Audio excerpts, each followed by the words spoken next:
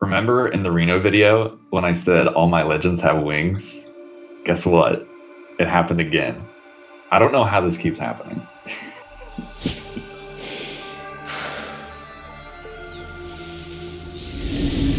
Hi, I'm Mike, and I am an animator here at Blue Mammoth Games, and I animated Arcadia's moves.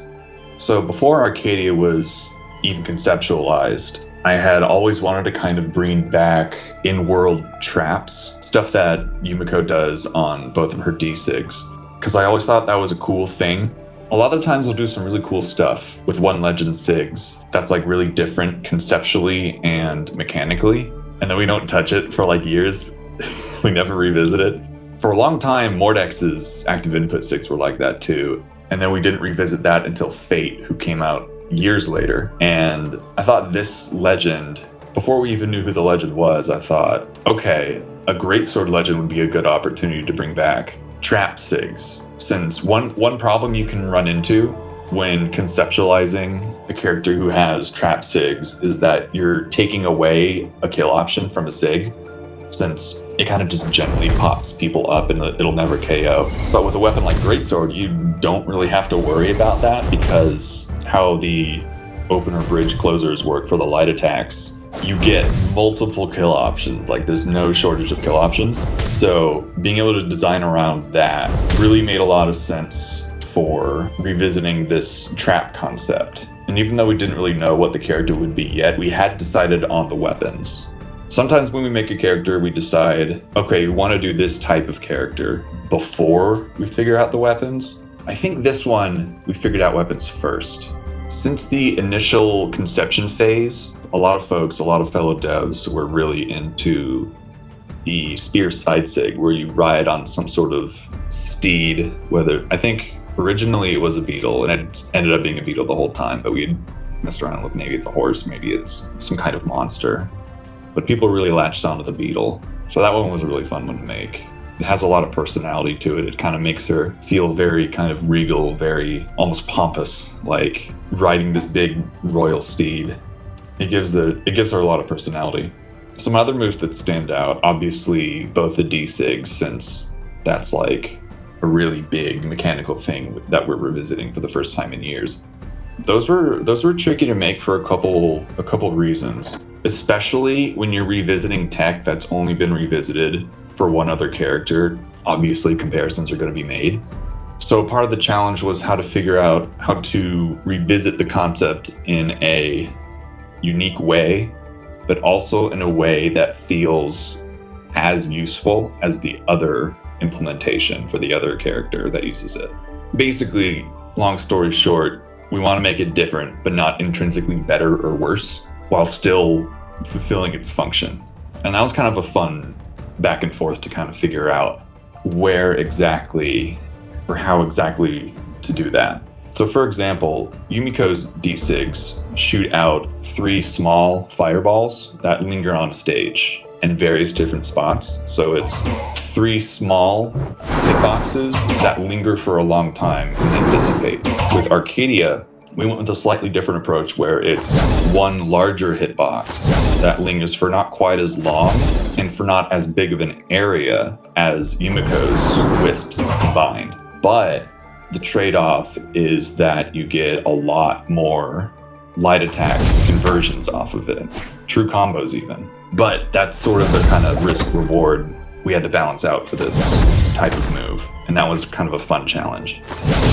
Since signatures are the best opportunity to show a character's personality, along with like the character select animation, of course. But as far as like actual in-game mid-match animation, Sigs are a great place to do it. One aspect of her character that I definitely wanted to emphasize, the Greatsword is really heavy and she can barely handle it. Like, especially compared to our past Greatsword legends, Jaeyun, Mako, Magyar. They're kind of these massive beefcake characters, you know? They're generally kind of large compared to the rest of our cast. And with Arcadia, I wanted to be able to contrast that. She's a bit on the smaller end. All of her characters are, pretty comparable in size, but there's a couple that feel a little smaller than others. And I wanted Arcadia to kind of feel like that, both in how her appearance ended up and also how the Sig animation ended up. Like for her Greatsword side Sig, she has like a really big rear up, and when she swings it, she has this kind of really exaggerated overlap kind of follow through, whereas a character like Jaehyun or Magyar wouldn't have that. Although I guess Magyar breaks a lot of rules. So being able to kind of sell that almost reckless throwing yourself into each move was definitely a fun exercise and a fun way to kind of give the moves unique personality. This is more illustration stuff, but a couple things that the illustration department did to kind of help her feel a little smaller compared to our past Greatsword legends was to use other legends that we've made in the past that feel a little bit smaller and kind of use that as a guide. Like there are characters like Ember, Hattori, Yumiko is actually a pretty good example too, that have like slightly more narrow torsos or shoulders, or like slightly smaller forearms than, say, Bodvar or any other Greatsword legend. That kind of helped make her feel a little bit small, but also obviously in line with how legends look in the game. But then we gave her like really big hair and horns, so that kind of counteracted it a little bit. So it's been kind of a fun balance between like giving her these fun attributes, like the antlers and in her hair, while also still making her not feel like a giant.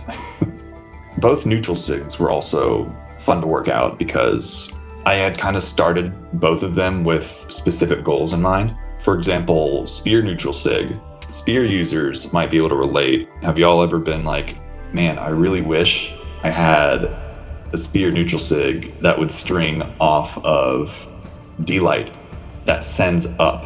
That's one move that I had pretty early in mind with a specific goal, since despite having, 15 Spear Legends, probably more, we didn't have any Sigs that did that. Mirage almost does it. Close, but not quite. And so when I'm designing Sigs, I pretty much start off by looking at, okay, let's look at every legend that has this weapon and see what kind of moves they have and what that weapon kit is lacking. Like opportunities to fill in a type of move that doesn't exist yet. And kind of filling in those gaps can be a really fun sort of discovery process, and also make characters feel unique both visually and mechanically. And for Greatsword Neutral Sig, that was a fun one to work out because it's got the charge variant, where on tap you have this kind of upwards thrust, but the character stays stationary. But if you charge it, you fly upwards and have much greater vertical coverage, but you sacrifice a grounded hitbox by doing so. So it's always fun to make charge variants an informed player decision and not just, it's the base move but better. Greatsword Neutral Sig is like that. Greatsword Side Sig is also like that. Since on Greatsword Side Sig, you get that big swing, but then when you charge it up, you get a projectile. But there are scenarios where you don't want that projectile. You want the slightly larger coverage of the big swing. So it's an informed player decision. So normally, a lot of Sigs will change drastically throughout the development process. Arcadia was a unique case where I think only Spear Neutral Sig wasn't from the initial pitch. I remember the Beetle was in the initial pitch because that got a lot of people excited. And I believe the in-world traps were also from the initial pitch. Yeah, I think it really was just Neutral Spear. So Spear Neutral Sig started out as a move where you kind of jump up at that 45. Originally, I had you kind of slam down, and then there was like an AoE thing that sent the target upwards. But in playtest, folks were like, this just looks like Orion Neutral Spear, but the send makes less sense. So that was one that got scrapped because one, it was too similar to an existing move, and two, it was just unclear as to where it was supposed to send people. So the new Neutral Spear still achieved my initial goal of something that hits at a 45-degree angle that sends up, but in a more unique way. She's, instead of doing the slam down, she does like the poke up and all fairy dust shoots out, you know. So both D6s definitely went through a lot of subtle iteration to get them in a good spot that felt both approachable and also useful from the user standpoint. So when the spear side sig with the beetle was originally concepted, I didn't really have a specific character design in mind for it. It was kind of just a big oval with a pokey thing in front. So the illustration and effects departments kind of took the charge on actually designing what that character looks like. And because of that, there was a bit more back and forth between character animation and illustration and effects than there usually is for a moveset. We did something similar with Kaya's neutral spear with her big mammoth that she rides on, where a lot of the times character animators will kind of take the charge on what the move does, but in scenarios where the character is riding on top of some big thing that doesn't exist yet or hasn't been fleshed out, we have the effects animators sort of dictate specifically what the move does, like where the character sits on it, how the target is like scooped up, how the beetle comes out of the ground, all that stuff. And then I'll kind of just go back in and follow their lead and put the character where they need to go.